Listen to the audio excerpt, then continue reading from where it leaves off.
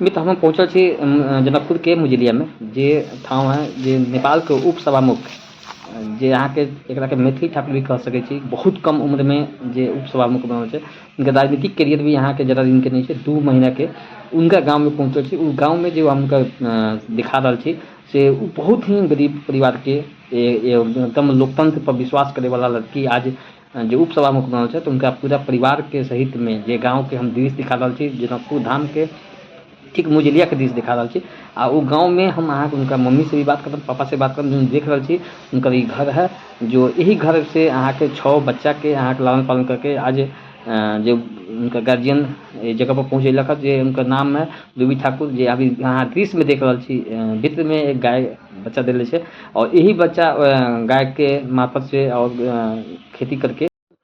नाम है रेणु देवी ठाकुर। रेणु देवी ठाकुर जी, अहाँ के लड़की उप नेपाल के उप सभामुख बनल है, अहाँ की महसूस कर रहल छी?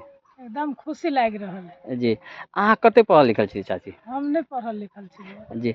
अहाँ पढ़ल लिखल नहीं छी, अहाँ के लड़की जे अहाँ शिक्षा के बारे में प्रेरणा दिली, अहाँ कत से भीतर से आयल कि नहीं हमरा लड़की के पढ़ावे के ही चाहिए? हमरा अपने भीतर से आयलत माँ कहलक जे हम लड़की के हम दुख काटी त काटी, हमर बाल बच्चा जैसे शिक्षा में आगाड़ी रहे। जी। क गो लड़का लड़की है अहाँ के? हमरा 4 गो लड़की 2 गो लड़का। 4 गो लड़की या 2 गो लड़का। हाँ। जे अनुसार से अहाँ 6 गो बच्चा के जे मेंटेन कैली, से की अनुसार से मेंटेन कैली? अहाँ के जे घर के व्यवस्थित करे के लेल सबसे जे इनकम के जरिया है, जो रोजगार के जरिया है, वो की छलक अहाँ के? हमरा कमाई के जरिया की छलक अहाँ के? कमाई के जरिया किसानी करे छलिए, खेत बटैया करे छी, किसानी क के जी। एगो भैंस पोसी छलिए, उ सब क के श्रीमान विदेश रहे छलिए, उ सब क के धिया पुता के आगाड़ी। श्रीमान विदेश रहला के बाद में भी अहाँ के 6 बच्चा के परीक्षा से एजुकेशन जे देख रहल छी, परीक्षा दिवावे के लेल, जाए के लेल, ले जावे के लेल, एडमिशन दुनिया जहान बहुत ही समस्या होते थे, उ का सहयोग केना मिलल अहाँ के? कैसे ई सब से हम सहयोग? अपने करे छलिए जा के। एते अहाँ समय भेल लिए खेती उती सब करके? सब क के उ समयो मिला के चल जाय छलिए, सबके सहयोग क के स्कूल तिस्कूल फीस उर्स जी, कॉलेज उलेज सब तरह हम अपने जाय छलिए। माने 6 अभी अहाँ के ई लागै है कि लड़की अहाँ जे लड़की उप सभामुख बनल है, उ प्रेरणा हरेक के दिल में आवे के चाहिए कि हरेक के दिल में हमरा खुशी लगे जे हरेक के दिल में आवे के चाहिए। काहे कि लड़की तो बहुत आदमी सोच लगे लड़की भगल हमरा कोई काम के नहीं रहत, लेकिन आज एक लड़की अहाँ के लगायत हम सब समाज के, मिथिला के संस्कृति, जनकपुर के समाज के पूरे नाम ऊंचा कर रहा है। जे कम एजुकेशन डिप्लोमा कैल एक माना डिप्लोमा इंजीनियर कैल विद्यार्थी जे आज ऊँच पद पर गए है, तो उ तो एक हम सबके बहुत ही समझियो अनुकूल। अहाँ राजनीतिक में भी बहुत दिन से भी नहीं छलक, अहाँ के 2-3 महीना के राजनीतिक कैरियर है, तो सबसे पहले उनका केकरा के धन्यवाद देम कि जे राजनीतिक पद कैरियर में अहाँ के उनका के लेके गला से? हर संपांग राजनीति में लगी। हर संपांग के देम। बालन के प्रति की चेष्टा है अहाँ के? एकदम ओकरा सबके पति भेले जे ओकरा हम ल जबी तब न लगेली, हर संपांग लगेली हमरा बुआ के। हर संपांग लेगा। हाँ। जे हम सब देख रहल छी अहाँ के गांव में एली है, हर एक जगह देख रहल छी सभी के खुशी के माहौल है, काहे कि जे समय में यहाँ ग्रामीण एरिया में कोई आदमी नहीं आवत, वो आदमी मुजलिया में आ रहा है, बुझ रहा है इनका मम्मी के है, पापा के है, तो वो सब देखला के बाद में भी और सब जब हम सब देखली समग्र में मिला के, तो अपना लड़की के जे अथी छलक आर्थिक व्यवस्था छलक, जे अहाँ के अभी लग रहा है कि हमारा खुशी जे पहले के मैं अभी में बहुत महसूस कर रहा छी?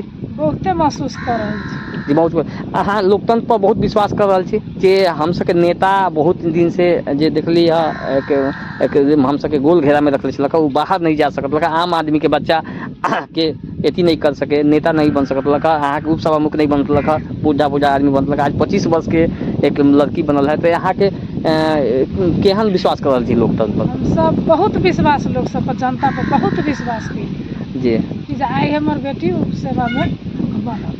अच्छा ई बताओ सबसे बड़का और मैं एगो चीज अहाँ से पूछब, जे खाना बनावे के जे काम चलक घर चूल्हा चौकी करे के, वो कैसे भी आवत लिया? अहाँ तो दिन भर काम कर लिया, फिर अहाँ के चूल्हा चौका कर ले छलिए, आ बाल बच्चा के स्कूल पठा ले छलिए, आ किसानियो करे छलिए। किसानी कर लेत लिया? हाँ, किसानियो करे छलिए, अपनों से करे छी, मजदूरो लगा ले छी। मजदूर लगा के। हाँ। जी। तो तो अब जैसे अभी जे अहाँ के चूल्हा चौकी में अहाँ के जे करलक अहाँ के बच्चा लोग सहयोग करला है कि नहीं करलक? बच्चा लोग हमरा सब दिन से सहयोग करे, हमरा छोटे टा से बेटी सब छलिए जी तो सहयोग क जी। अपन स्कूलो चल जाय छलिए, जी। चूल्हा चौका क ली छलिए। देखिए जे हम अभी अहाँ चूल्हा देख रहल चौका के हिसाब से जी। हम अपन इम्हर के धंधा निमाहि लै छी।